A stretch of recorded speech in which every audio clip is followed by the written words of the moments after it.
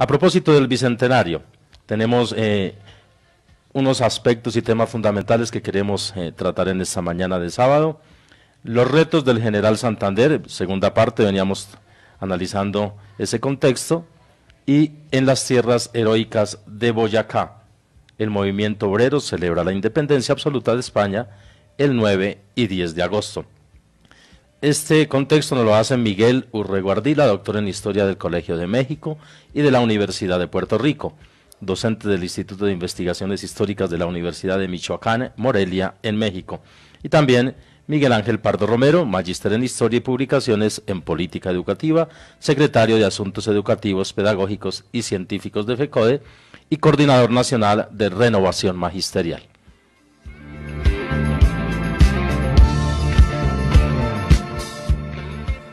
Las tareas del General Santander que mencionamos en el programa pasado no fueron fáciles debido a una serie de circunstancias que me gustaría explicar en este programa. La primera circunstancia, como ya les mencioné, es que ese proceso de construcción del Estado Nacional se realizó en medio de la guerra contra los ejércitos realistas españoles, y que se prolongaron hasta mediados de la década del 20 del siglo XIX. Es decir, a medida que se iba construyendo el Estado Nacional, se iban ganando las demás batallas. En segundo lugar, esta tarea de construcción del Estado Nacional fue difícil porque se tuvo que realizar en medio de enormes contradicciones.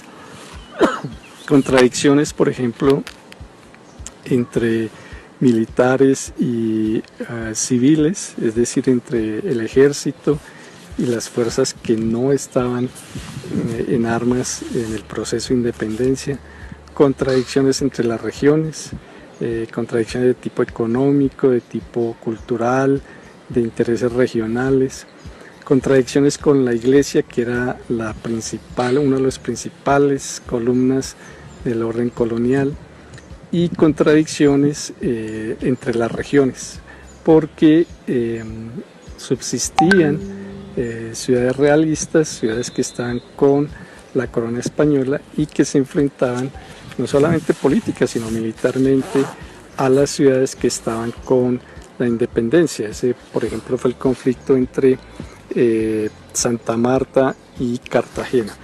Entonces, cuando nosotros pensamos el conjunto de tareas que tuvo que enfrentar Santander y quienes construían el Estado Nacional desde Santa Fe de Bogotá, debemos tener en cuenta esas dos consideraciones. Por un lado, el mantenerse la ofensiva militar bajo el mando de Bolívar, y por otro lado, tener que resolver problemas prácticos de confrontación de diferente tipo de intereses económicos, políticos, religiosos, culturales, etc. De manera tal que una de las grandes enseñanzas de este periodo es que es posible construir unidad, es posible construir un objetivo común a pesar de las diferencias y a pesar de estar el territorio en construcción bajo una intensa conflagración militar. Esto es importante para la coyuntura contemporánea, para el momento actual que vive Colombia, porque eso nos permite entender que es posible que las fuerzas sociales, políticas, populares puedan construir su proyecto alternativo aún a pesar de las contradicciones y a pesar de los conflictos. Entonces, esta es una de las primeras enseñanzas que habría que resaltar. En los próximos programas, entonces, ya nos detendremos de manera más concreta en lo que hemos denominado las tareas del General Santander, o las tareas de las fuerzas que construyeron una república que, valga la importancia o valga la redundancia, es uno de los proyectos más importantes a nivel planetario.